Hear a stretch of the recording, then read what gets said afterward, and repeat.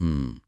कल्पना कीजिए कि किसी ने वो सब कुछ हासिल कर लिया है जिसका उसने कभी सपना देखा था। हाँ, मतलब वो बेहतरीन प्रमोशन या कोई महंगी गाड़ी। बिल्कुल। या फिर वो एकदम परफेक्ट वेकेशन जिसकी तस्वीरें देखकर सोशल मीडिया पर हर कोई जल रहा है। लेकिन फिर भी जब सुबह आंख खुलती है तो अंदर एक अजीब सा खालीपन महसूस होता है। एक गहरी उदासी सी, है ना? बिल्कुल, एकदम सही। और ऐसा क्यों होता है? आज की हमारी इस विशेष चर्चा में हम इसी बात का गहरा विश्लेषण करने वाले हैं। एमिली एस्फहानी स्मिथ की किताब द पावर ऑफ मीनिंग के आधार पे हम समझेंगे कि बचपन से हमें जो एक बहुत बड़ा झूठ बेचा गया ना, बस उसके बारे में बात करेंगे। वो झूठ कि जीवन का अंतिम लक्ष्य सिर्फ खुश रहना है। हाँ, be happy, positive vibes only, बस यही सब। लेकिन इस स्रोत के अनुसार सच तो ये है कि ये जो हैप्पीनेस है, ये बहुत ही भ्रामक चीज़ है। किताब में एक बहुत ही सटीक उपमा दी गई है। खुशियों को एक आइसक्रीम की तरह बताया गया है। अरे वाह, आइसक्रीम की उपमा। मतलब जो चिलचिलाती धूप में आपके हाथ में है, जब तक आप उसका स्वाद लेते हैं, वो बहुत अच्छी लगती है, लेकिन वो बहुत तेजी से पिघल रही होती है। और जब वो खत्म हो जाती है तो हाथ में सिर्फ चिपचिपाहट और खालीपन रह जाता है। बिल्कुल। जबकि दूसरी तरफ सार्थकता यानी मीनिंग एक मजबूत नींव की तरह है। हम्म, ये खालीपन इसलिए महसूस होता है क्योंकि हमने भावनाओं को ही जीवन का पूरा लक्ष्य मान लिया है। अच्छा। हाँ, मनोवैज्ञानिक नजरिए से देखें तो खुशी, उदासी या क्रोध की तरह ही सिर्फ एक भावना है, और किसी भी भावना की बनावट ही ऐसी होती है कि वो अस्थायी होती है। तो मतलब वो हमेशा नहीं टिक सकती। एकदम सही, हमारा दिमाग हमेशा के लिए एक ही हाई स्टेट में नहीं रह सकता। वो आता है और चला जाता है। लेकिन इसके विपरीत जो सार्थकता है, वो कोई भावना नहीं है। वो एक नींव है, जैसा कि किताब कहती है। बिल्कुल। जब जीवन में अप्रत्याशित तूफान आते हैं, जब किसी अपने का नुकसान होता है या करियर में कोई बड़ा झटका लगता है, तब खुशी की वो पिघलती हुई आइसक्रीम किसी को नहीं बचा सकती। सही बात। उस समय सिर्फ जीवन की वो सार्थकता, वो गहरी नींव ही इंसान को बिखरने से रोकती है। सार्थकता हमें ये एहसास दिलाती है कि हम जो भी दर्द सह रहे हैं, उसका कोई ना कोई अर्थ जरूर है। और यही बात मुझे सबसे ज्यादा परेशान करती है। आजकल हम देखते हैं कि चारों तरफ एक पूरी हैप्पीनेस इंडस्ट्री खड़ी हो गई है। हाँ, हर जगह सेमिनार और किताबें हैं। वही तो, हर जगह यही बेचा जा रहा है कि खुश कैसे रहें। लेकिन अगर खुशी इतनी अस्थायी है, तो क्या इस हैप्पीनेस इंडस्ट्री ने असल में हमें एक ऐसी अंधी दौड़ में धकेल दिया है जहां जीतना नामुमकिन है? हम्म। मतलब क्या ये लगातार खुश रहने का जुनून ही दुखों का सबसे बड़ा कारण बन गया है? यहाँ जो सबसे आकर्षक बात है वो ये है कि मनोविज्ञान में इसे पैराडॉक्स ऑफ हैप्पीनेस या खुशी का विरोधाभास कहा जाता है। अच्छा, पैराडॉक्स। हाँ, रिसर्च ये साबित करती है कि जो लोग जितना ज्यादा खुशी के पीछे भागते हैं, वे असल में उतने ही अधिक निराश और अकेले महसूस करते हैं। क्योंकि वो एक प्रेशर बन जाता है। एकदम सही। जब हमेशा खुश रहने का दबाव होता है, तो जीवन की सामान्य उदासी आने पर इंसान को लगता है कि वो फेल हो गया है। ऐसा लगता है जैसे अंदर कोई कमी है। बिल्कुल। और वो खुशी की इमारत ताश के पत्तों की तरह ढह जाती है। इसीलिए अब दर्शन शास्त्र कह रहा है कि खुशी खोजना बंद कीजिए, इसके बजाय सार्थकता का निर्माण कीजिए। निर्माण कीजिए। हाँ, ध्यान दीजिए, मैंने कहा निर्माण कीजिए। सार्थकता कोई खजाना नहीं है जो जमीन में गड़ा है और बस उसे खोजना है। ये एक इमारत है जिसे इंसान सचेत रूप से चार बहुत ही स्पष्ट स्तंभों के सहारे खड़ा करता है। तो ये बात साफ है कि हमें उस पिघलने वाली आइसक्रीम के पीछे भागना छोड़कर अपनी नींव बनाने पर ध्यान देना चाहिए। चलिए इसे थोड़ा खोलकर समझते हैं। अगर हम इस इमारत को बनाने की बात कर रहे हैं तो इसका पहला पिलर क्या है? लेकिन यहाँ एक बहुत बड़ा सवाल उठता है। आज के समय में हमारे पास सोशल मीडिया है, हजारों फॉलोअर्स हैं, हम दिन भर व्हाट्सएप पर लोगों से जुड़े रहते हैं। हाँ, ये सच है। तो हम शायद इतिहास की सबसे ज्यादा कनेक्टेड पीढ़ी हैं, फिर भी सबसे ज्यादा अकेली पीढ़ी भी हम ही हैं। तो ये अपनापन असल में है क्या? सिर्फ लोगों की भीड़ में होना तो नहीं हो सकता? बिल्कुल नहीं। भीड़ में होना और अपनापन महसूस करना दोनों बहुत अलग चीजें हैं। बिलोंगिंग और फिटिंग इन के बीच का अंतर समझना यहाँ बहुत जरूरी है। Fitting in. हाँ, हम अक्सर इन दोनों को एक मान लेते हैं। फिटिंग इन का मतलब है किसी समूह का हिस्सा बनने के लिए खुद को बदलना।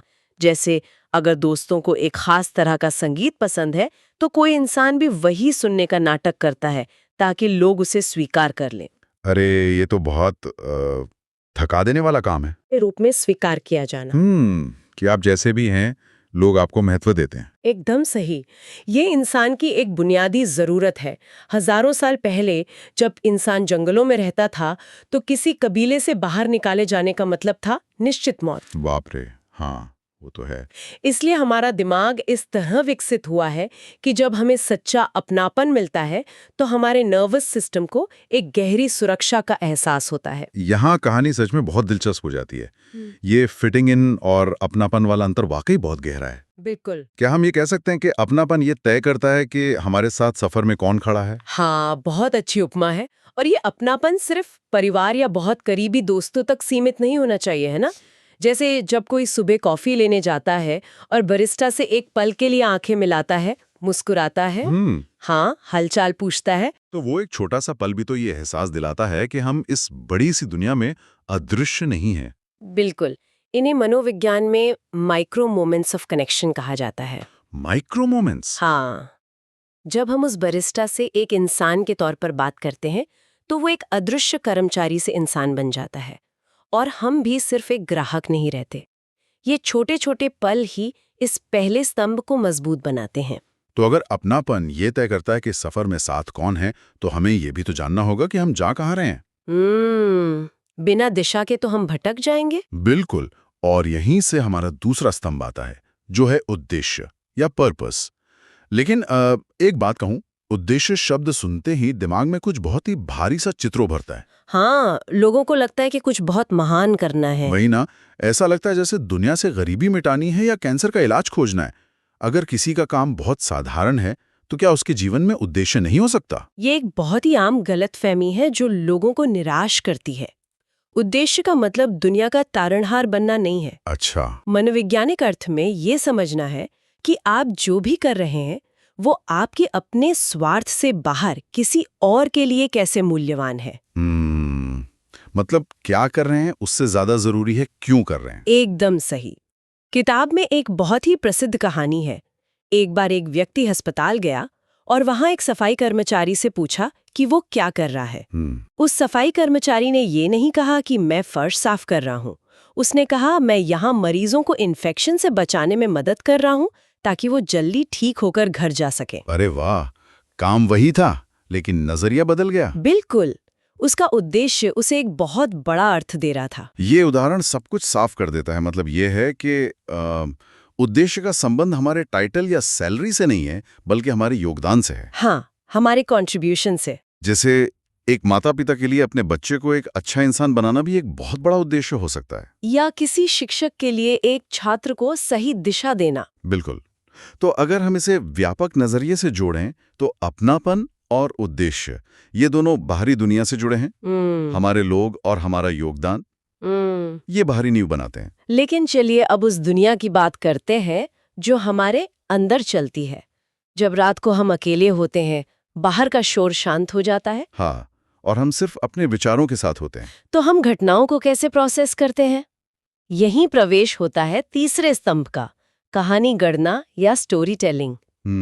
हम सब अपने ही दिमाग में अपनी जिंदगी के लेखक बने बैठे हैं और जो कहानी हम खुद को सुनाते हैं वही हमारा सच बन जाती है। मनोवैज्ञानिक रूप से इंसान एक मीनिंग मेकिंग मशीन है। हम बिना अर्थ के नहीं रह सकते। सही बात है। हमारे साथ जो भी घटना घटती है वो अपने आप में सिर्फ एक तथ्य होती है, लेकिन हम उस तथ्य के चारों ओर एक कहानी बुनते हैं। तो ये कहानियां कैसी होती हैं? मुख्य रूप से दो तरह की कहानियों की बात की जाती है। पहला है कंटैमिनेशन सीक्वेंस, यानी दूषित कहानी। दूषित कहानी? हाँ, जहाँ कोई इंसान मानता है कि पहले सब कुछ बहुत अच्छा था, फिर कुछ बुरा हुआ और अब सब बर्बाद हो गया है। जैसे मेरी नौकरी चली गई, अब मेरा करियर खत्म है। बिल्कुल। इस कहानी में इंसान खुद को एक पीड़ित या विक्टिम के रूप में देखता है। और दूसरी है रिडेम्पशन सीक्वेंस, यानी उद्धार की कहानी। लेकिन रुकिए, किसी बहुत बड़े संघर्ष को सिर्फ विकास का नाम दे देना, क्या ये खुद को धोखा देना नहीं है? आप ऐसा क्यों सोचते हैं? क्योंकि आजकल इंटरनेट पर इस टॉक्सिक पॉजिटिविटी का बहुत चलन है। हर बुरी चीज में कुछ अच्छा देखो, दर्द को इग्नोर करो। अगर किसी का घर जल गया है और वो उसे ग्रोथ बता रहा है, तो क्या वो अपने दर्द से भाग नहीं रहा? ये एक बहुत ही महत्वपूर्ण प्रश्न उठाता है। टॉक्सिक पॉजिटिविटी और रिडेम्पशन सीक्वेंस में एक बहुत ही स्पष्ट लकीर है। वो क्या है? टॉक्सिक पॉजिटिविटी दर्द को नकारती है। ये कहती है कि मुझे कोई दुख नहीं है, सब ठीक है।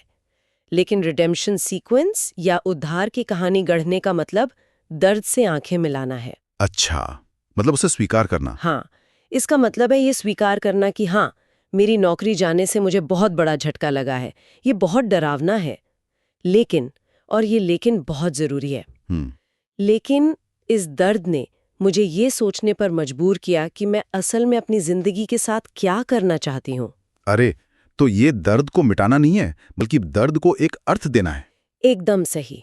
घटना वही रहती है, दर्द भी वही रहता है, लेकिन हम उस घटना से अपनी जो पहचान जोड़ लेते हैं वो बदल जाती है। किताब में एक घायल खिलाड़ी का उदाहरण है, जिसका करियर खत्म हो गया हो। हाँ, ये एक भयंकर दुख है। अगर वो ऐसे कंटैमिनेशन की कहानी बनाता है तो वो पूरी जिंदगी कड़वाहट में जिएगा। बिल्कुल, कि उसके साथ अन्याय हुआ। लेकिन अगर वो अपनी कहानी फिर से लिखता है और सोचता है कि इस चोट ने मुझे एक बहुत ही संवेदनशील कोच बनने का मौका दिया, तो उसने उस चोट को एक अर्थ दे दिया। मतलब हम अपनी कहानी को कभी भी रीराइट कर सकते हैं। हाँ, और खुद को पीड़ित की जगह एक सर्वाइवर की भूमिका में रख सकते हैं। ये एक अद्भुत शक्ति है। तो अब 3 स्तंभ हो गए, अपनापन, उद्देश्य और एक सच्ची कहानी। और अब चौथा? हाँ, अब हम आते हैं उस अंतिम और चौथे स्तंभ पर, जो शायद सबसे ज्यादा रहस्यमयी है, ट्रांसेंडेंस या स्वयं से ऊपर उठना। आधुनिक दुनिया में ये शायद सबसे मुश्किल लेकिन सबसे जरूरी स्तंभ है। क्योंकि आज हमारा पूरा जीवन हमारे अहंकार या ईगो के इर्द गिर्द घूमता है ना? मेरी सफलता, मेरी चिंता है। बिल्कुल, हमारा दिमाग लगातार विचारों के एक लूप में फंसा रहता है। ट्रांसेंडेंस वो अवस्था है जहां हम खुद से किसी इतनी विशाल चीज के संपर्क में आते हैं कि हमारा वो स्वयं सिकुड़कर बिल्कुल छोटा हो जाता है। अच्छा, जैसे प्रकृति के बीच जाना। हाँ, मनोविज्ञान में इस भावना को ऑव या विस्मय कहा जाता है। जब कोई विशाल पहाड़ के सामने खड़ा होता है या लाखों तारों से भरे आसमान को देखता है, तो अंदर की वो जो बकबक है वो शांत हो जाती है। एकदम सही, समय धीमा लगने लगता है। तो इस सब का क्या मतलब है? अगर मैं इसे रोजमर्रा के अनुभव से जोड़कर देखूं, तो ये मुझे एक डिजिटल मैप जैसा लगता है। मैप? वो कैसे? मतलब हम सब अपनी जिंदगी में बहुत ज्यादा जूम इन किए हुए हैं। जब मैप पर जूम इन करते हैं तो सिर्फ अपना घर, ट्रैफिक, ऑफिस और डेडलाइंस दिखती हैं। और वो सब बहुत डरावना लगता है। बिल्कुल, लेकिन जब हम किसी घने जंगल में चलते हैं या रूहानी संगीत सुनते हैं, तो ये उस डिजिटल मैप पर एकदम से जूम आउट करने जैसा है। अरे वाह, क्या उपमा दी है ना? अचानक वे बड़े-बड़े तनाव, वे ईएमआई की चिंताएं इस विशाल ब्रह्मांड में एक छोटे से बिंदु की तरह दिखने लगती हैं। ये जूम आउट करने की प्रक्रिया ही ट्रांसेंडेंस का मूल है।